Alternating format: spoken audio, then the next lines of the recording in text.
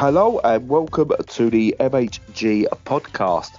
As usual, life could be a little bit miserable, life could be a little bit dark, but we're here to bring you as much light and as much joy as possible. We've got the Nazism out of the system now, so I'm joined by my left-leaning friend Stu, as I also lean to the left. Does that mean we're leaning on each other? I don't know, but how you doing, Stu? Yeah, we're probably leaning like the Smooth Criminal video, like in the same direction and at a very acute angle, if you remember that. I do, yes. Are we allowed Michael Jackson? Is Michael Jackson okay these days? I don't. Not really. We know that much. He's not okay. Dead. Yeah. And we'll thank the special effects guys for that rather than him. So, yeah. I agree wholeheartedly. Marvellous. But we're starting to get over the winter, which is good as well. Yeah. But I just want to point out, right, apparently my life's calling was to be an amputee. Because last week I had to go to do like a session at the hospital, and they went, "Oh no, it sounds you're doing fine. You don't really need to come back." All right, cool. And then today I had to go and see the local prosthetic centre, and they turned around and went, "Oh, yeah, you're doing all right. You don't really need to come back for regular appointments." And that's been both my major appointments since coming out of hospital for the leg. So Nice. I am the world's best amputee. You are. You should have some sort of award. Yeah, maybe a gold leg or Johnny something. Peacock, suck it. Too right. Good toss. Yeah. Oh, no. He might be an arrogant toss, but why not? He's been claiming the glory for too long now. Time for you to step up, as it were. Yeah. We was off. Oh no, it's like you can tell me whether you think this is a bit wrong or not. But we was at the it's called Mayflower. The place we go to, hospital near a Billericay football ground where Edith trains. But anyway, they've got some music on in the background, and they've got Jump Around being played. Oh, nice. Perfect. Appropriate, isn't it? Yeah, absolutely. Yeah, no worries there at all. No. Anyway, do you know what else is inappropriate, Stu? What's that? Those video games. Oh, those ones. I know the ones you mean. The ones that you might see popping up in sales that you can now mark as private. Yeah, apparently so. So. Yeah. Muck. Now, filth, I call it. Yes. Oh, yes, definitely. And there's people I know that have been playing them because they come up. Your friends are playing recommendations, but it doesn't tell me who the friends are. Yeah. One-handed typists. That's who they are. Yes. But this week, anyway, we've not been playing Smut, even though one of them could be Smut Adjacent. Smut Adjacent. Hi. So if we get there, you might have to. It might, and it's if we can fit the third game in. So now we've dangled a carrot. But anyway, I've got more than you. So Stu, ask the question. I sure will. You've definitely got more than me. I've heard that rumour. But yeah. So what have you been playing? So the first thing I've been playing is Orcs Must Die, Deathtrap, which is a third-person tower defense type thing that's been around for quite a while now. I think it's like the fourth in the series, this one. I remember playing the first one, didn't touch the second one, played a bit of the third one, and yeah, this one's the fourth one. And yeah, basically what it is you go around in third person and you've got to lay down traps to protect a central area and stop hordes of enemies coming in, and protect it by laying down certain traps and then fighting them off. So like a traditional tower defense, but obviously in 3D and a third person view. And it's a fun game. It's a fun time waster, is what I like to put it. This one more than any of the others, and it kind of makes me think, I'd love someone to do this properly. Reminds me a bit more of the original Fortnite before it went Battle Royale, so to save the world or whatever they decided to call it when they split off. Where it's all about how you build certain traps and contraptions to protect areas and stuff like that. This feels a bit more like that than any of the others have in the past. The others felt a lot more traditional tower defense. whereas the original Fortnite was essentially a tower defense, but you had a lot more freedom. And this has that kind of freedom that the original Fortnite did. And for me, it works for the most part, but it's a game that's been designed, I think, with co-op in mind. It's been really designed to make sure you're playing it with friends of at least two, if not more. And the problem with that is sometimes I feel, even in the early game, it can get quite overwhelming. So you're trying to deal with one thing, and whereas if you play co-op or something, you definitely had a friend or another player go off and do another thing so you can lay traps down. It doesn't seem to suit doing it on your own, because you try and concentrate on one area, but they overwhelm from another. And then if you do go to that, it then starts overwhelming from the original area. And no matter how you build your traps, the orcs that travel around find a way around, which is fine, but I just feel that it's not balanced enough. There's no point really over describing what the game is, because everyone knows what a tower defense game is. Everyone knows sort of like how like Fortnite plays and stuff like that. And as I said, for me, it's an enjoyable game in the most part that just really, really lacks some balancing. And I think that's going to put me off playing it long term, which is a shame, because I think it's, I've always said I would prefer Epic to re-release Fortnite, the original Fortnite, as a standalone, just pay once package, and let them have their Battle Royale stuff. Because I was probably one of the few people that was gutted that got taken away from us. And this feels like it could be closer, but it's not there. It hasn't got the tightness that it needs to be that. And I've already got the other Orcs Must Die games that cover the tower defense stuff. So it's kind of this game sitting in a limbo where it's neither one thing nor the other, but neither is it a bad game. It's kind of one of those that exists, but in what space, I don't know. Yeah, fair enough. I mean, I know the series. I'm not a fan of these types of games, but I know the name of the series, so it must be pretty big. So yeah, I mean, it's one of those. How much of the formula do you change, and how much of it do you keep the same when you're making these things? Yeah, sounds like it's passable, but not really leaping out. No, if you've got 4 people, it's really designed around 4-player co-op. That's where it's designed. So maybe the younger market, where they've got like 4 mates who could, because they've got 4 mates for a start. Yeah, that could all get together on a regular basis. Yeah, do you know what? I think it could suit those. For people like myself, where finding time to sit down with someone else to play a game is getting harder and harder because of life commitments and stuff like that. And then with this trying to fight, I don't think it's for me. Whereas I think I went back and I gave like the original couple of games a go again, just to see if it was just a me thing. Yeah, they're still so much fun, and they're designed around being able to play single player. This isn't, which is a shame, because mechanically I think it's very, very sound. And as far as I can tell, I didn't notice any egregious microtransactions or anything when I played it.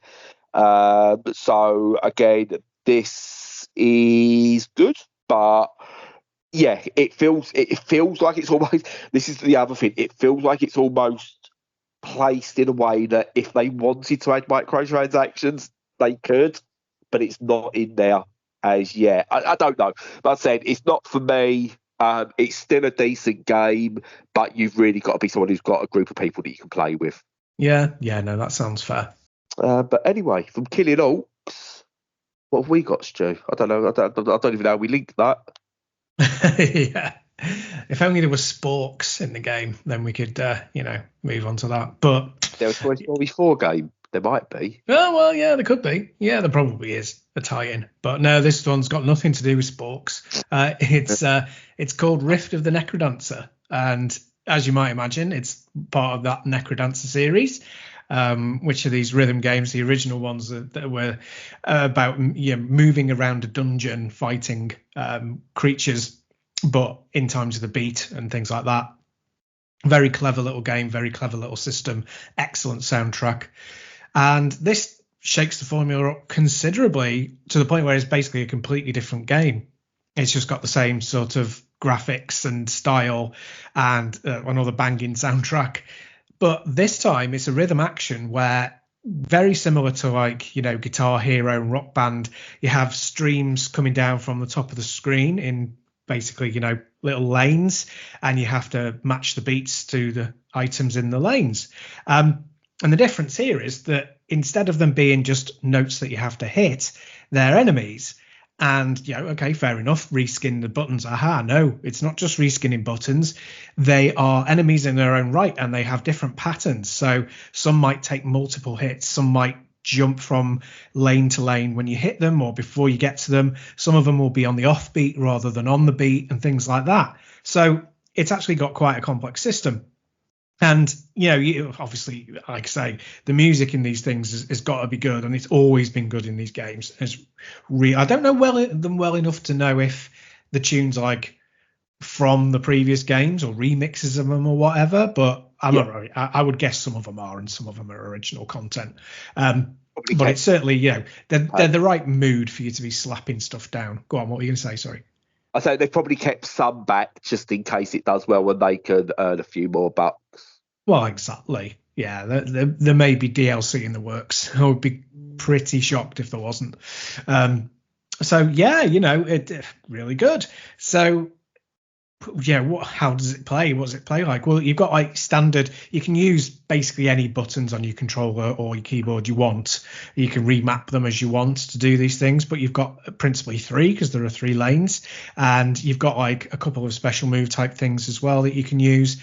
But yeah, essentially you've got to press these 3 buttons in time.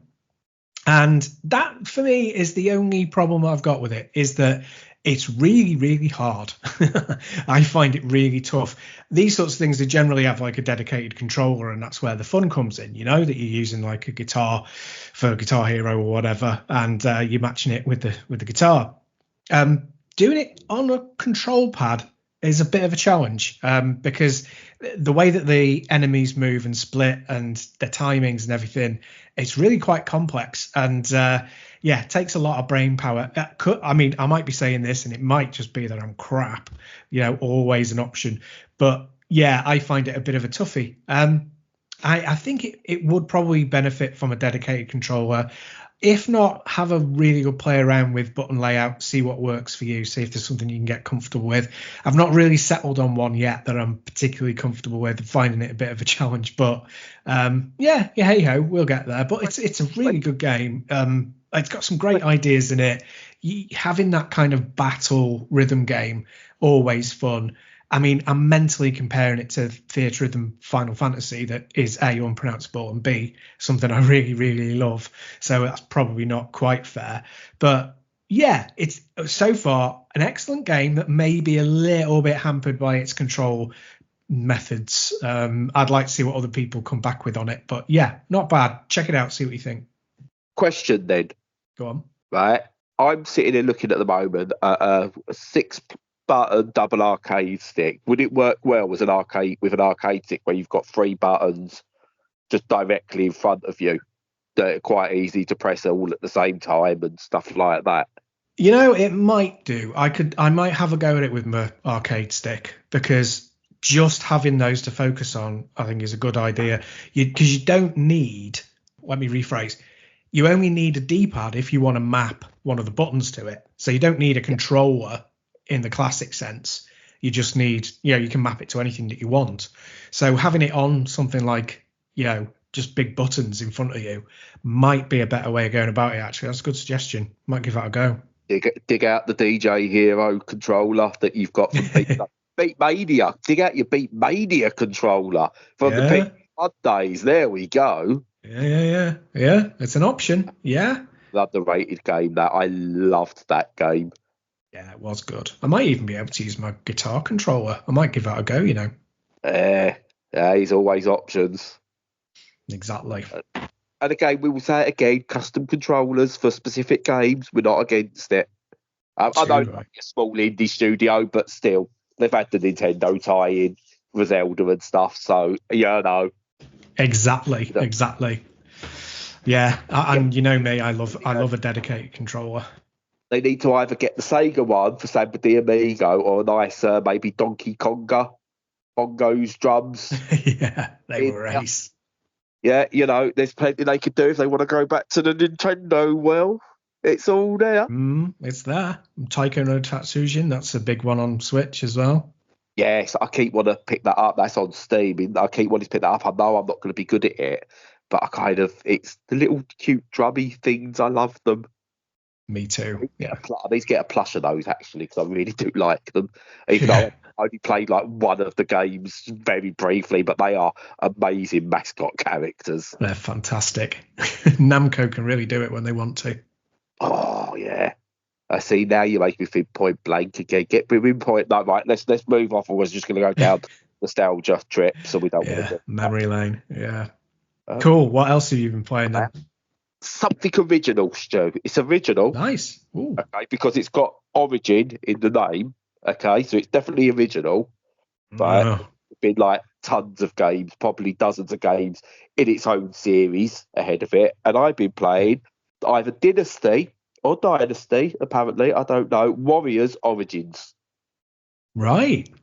I think it's Dynasty, so I'm going to say Dynasty. I don't think it matters. I think it just, depends where you're from. Say it however you like. My neighbour used to play these on the Xbox 360, and he just couldn't. He's illiterate, and I don't blame anyone for being illiterate. But even when he was told the actual name of the game, he still referred to it as Density. That was it. Density Warriors, and it really bugged me. Yeah. Oh, bless him.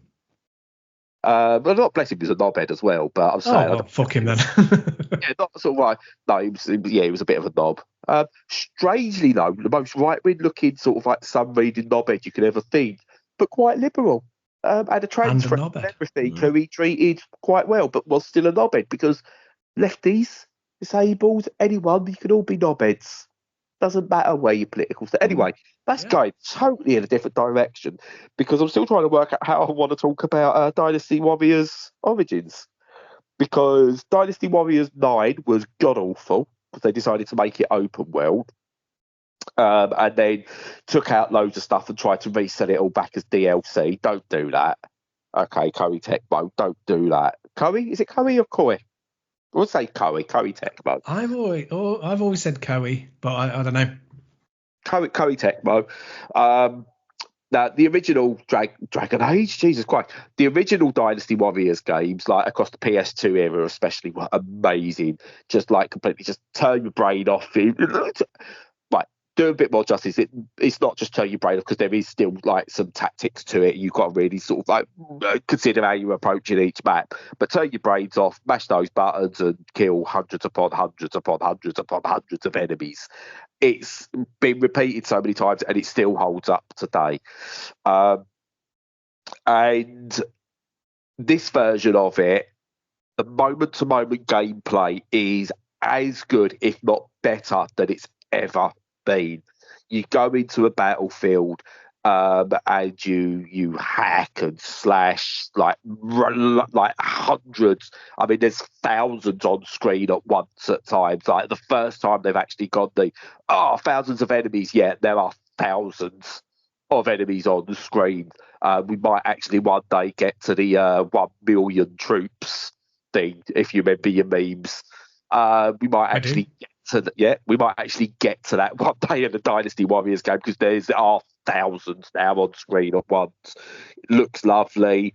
You take on like those minions and there's like mid bosses or sort of like leaders and things like that where you've got to concentrate more on, and then you've got to work your way around the map, but like defending areas, attacking areas, taking down different types of like bigger enemies and things like that. All that is still there. It is fantastic. You level up, you get more weapons, more skills to be able to do more different types of attacks and different arts and your different Musu attacks, and it's brilliant. The problem is with this one there's so much gubbins. Just way too much gubbins around it all. And they've taken out, so the previous Dynasty Warriors games, what you always had is you picked any character that was in the game, and you could unlock any character that was in the game as well, whether they were on good side, bad side, whatever. So you could unlock a boss from a major level and play as them in their own level and stuff like that, or take them into any battle afterwards. I think you could do the same in Hyrule Warriors and stuff like that, where I think you could even unlock Ganondorf. Is it Ganondorf? Am I upsetting Zelda fans? No, that's right. Yep. So you can unlock Ganondorf. You could use Ganondorf within the game, even though it's a baddie, you could use him in the game for battles. Here, you've got a nameless hero. And he interacts with all the different characters throughout the game, and it's like a lot of repeating characters that are across. Like, I don't think they've really broken away from who's in the game or anything like that. It's all the same names. You interact with them all, and you can now equip loads of different weapons for this particular character and build them up how you want. That's not what a Dynasty Warriors game's about. The Dynasty Warriors games are about the characters that are in there, being able to play as them, and it's part of the fun. It was camp as hell. Here, they seem to remove somewhat some of the campness that goes with it, and there's a lot of talking that means absolutely nothing, and it's very hard to skip. In terms of, like, it's not just I'll just press start and skip. There's a lot of having to sort of fast forward through dialogue or just press your way through dialogue and stuff like that. And then it's got this overworld, which is fine. I don't mind the overworld where you go from level to level, battle to battle. And it's got loads of smaller scale battles, medium sized battles, and then your main overall war battles and stuff like that where you try to reclaim peace to the land. That's all there and that's all fine. But the amount of I mean, this is ironic coming from me. The amount of talking that goes on, it's really bad, and it reminds me of if you had, I don't know, Mission Impossible, like 15 or whatever one we're on now, where it's action, action, action. But instead of that, you had just Tom Cruise being briefed for 45 minutes between action scenes. That's what it would be like, and it's just Right. like, don't need the briefing part. I get it, but when these characters, like, part of fun was you do it, and like, again, the older games, what would happen is you would play as a character and it would change how the dialogue was in the scenes. That it didn't matter. It really didn't matter. It had no bearing on the overall structure of the game, but you got different dialogue and it was like campy as hell. That's all just gone, and it's a shame that the externals of it don't ruin it, because I'm still just loving playing the game, and I think it is a return to form over 9. But going back, I think I tried playing 4 and 5 again off the back of this, and if they made this game in the format of 4 and 5, maybe even 3, which I think was probably the best one, if they'd made this in the format of those, I think we'd have been talking one of the greatest ever Dynasty Warriors games. As it stands, it's a brilliant one, hampered by gubbins, unfortunately. Yeah, I mean, that sounds quite frustrating. I don't like a lot of gubbins, as you know. I'm a bit of a purist. That's a shame, because I was keeping my eye on this one, especially. The only problem with it as well, not the only problem, but it's quite expensive, even on Steam. Yeah. It's like really expensive. I realise how expensive this was. I was lucky and got a code for it. I didn't realise how expensive this was. 65 quid for the base pack.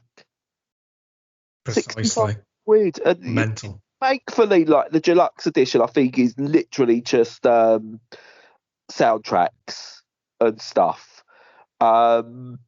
So you're not missing out by getting the cheaper version unless you really want the soundtrack. But yeah, that's a lot of money. I would wait. It's a fantastic game. As I said, it's a fantastic game. And I think there's lots of value to be had. Just be prepared. Did you ever play Akami? Yes, I did, yeah. So do you know, like, how long you really had to wait for that game to get going? Yeah, it was like 40 minutes. Yeah, well, the double that, like, you still do battles, but it doesn't feel like it gets going for a good couple of hours, and that's not what you want in a Dynasty Warriors. You kind of just want to go in and yeah, it's not exactly. Yeah, it's not rocket science, is it? No, but once it gets going, yeah, oh my God, it's one of the best yet. So, yeah, Gubbins ruins things. Gubbins does ruin things. Now, before we finish, would you like my Smut Adjacent? Yeah, go for it. Excellent.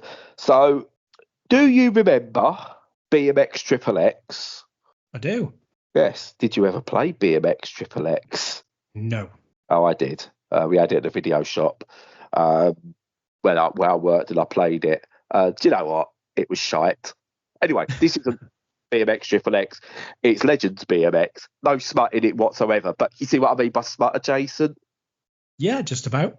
It's got a BMX bike in it. And Legends BMX, it came out just before Christmas. I've got a code for this and I played it. And it's kind of like this 3D but isometric type BMX stunt game where you go onto different levels like BMX parks and you have to rack up scores. And it's fine. Absolutely fine. It's good controls, nice intuitive. Some of the tricks are really good, and it's just about beating your score, getting up the leaderboard and stuff like that. I think the parks have got decent layouts, and like you progress, unlock more tricks, unlock more stuff, and things like that. I've played it and I've enjoyed it, but unlike say something like the Lonely Mountains games where you kind of feel that urge to go, right, I'm going to beat this time. I'm going to beat this time. I'm going to beat this time. I'm going to do it in this. I'm going to make sure I'm not doing it in this amount of crashes and stuff like that. And you've got the urge to play the same thing over and over and over. With this, as it stands at the moment, I kind of played through each level, got the best score I could, and I feel done with it.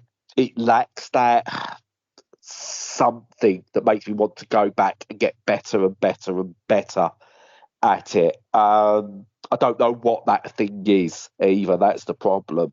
Now, I thought this was an early access game, and it turns out it's not early access. It's just out. But again, at the same time, I don't want to be overly harsh on it because it's at like £9 brand new. Well, it's always brand new because it's digital, but it's £9 with no sale. Have I had £9 worth of enjoyment out of it? Oh, yeah, and then some. But it just lacks that want to go back and play it again and again and again, which is a shame because I like the concept, I like the look of it, and we've not had a decent BMX bike game since I think like really the PS1. Yeah, so would you class it as a good cup of coffee game? Yeah, you'll get a weekend out of it. So, yeah. Yeah, bag of coffee game. Yeah. So, yeah, it's absolutely fine. It's enjoyable for what it is. Not enough people have played this. Yeah, it's got like 4 reviews on Steam, which is, and they're all positive, the reviews that it's got on Steam as well. As I said, it's maybe just a little bit lacking. Could do with some polish. I'd love to see what they could do with a sequel or a follow-up to it. But yeah, it's enjoyable. £9 worth easily, but it's lacking that something to make you want to go back and make it a breakout hit, unfortunately. Yeah, no, I get it. Hopefully it'll sell enough to cover their expenses and give them a little bit of profit. Yeah, I say that seems to be the theme this week, really. Fantastic games that lack something. Yeah, I'm really intrigued. I'm going to come back on Rift of the Necrodancer. I think it needs more time investment from me to get the most out of it. You know what I mean? Yes. As I said, like again, all the games I've tried, they're all technically very good, just with that one thing holding them back. So even if they might find the right audience, if I was to say to somebody, you've got to buy one of these games, I would suggest going to buy Legends BMX at £9, because it's the sort of one where with a bit more money behind them to invest, in another game, they could do something quite special with this using the engine they've obviously started building with this. So, yeah, if you're going to spend any money, spend on that. Fair play. Yeah. But that's it from me. I've got nothing else. Oh, I'm sure you've always got more, but yeah, no, that's. Don't get me going. Yeah, I don't want to. Yeah. So have you got anything coming up that's looking exciting? Yes, I believe I have, but I can't talk about them yet.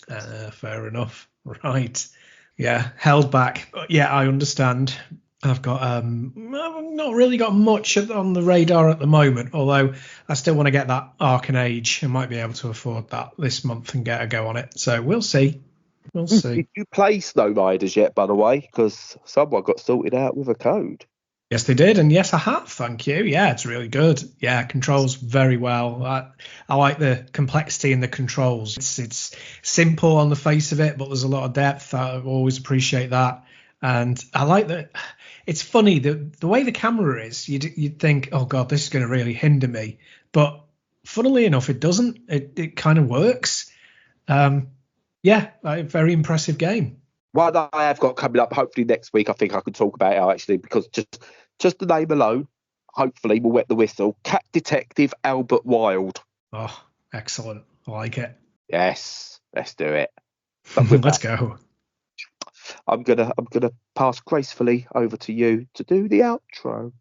Well, thank you very much. Yeah, no, that's it for this week. Yeah, covered everything. And as usual, check us out on all the socials. Make sure you're checking our content.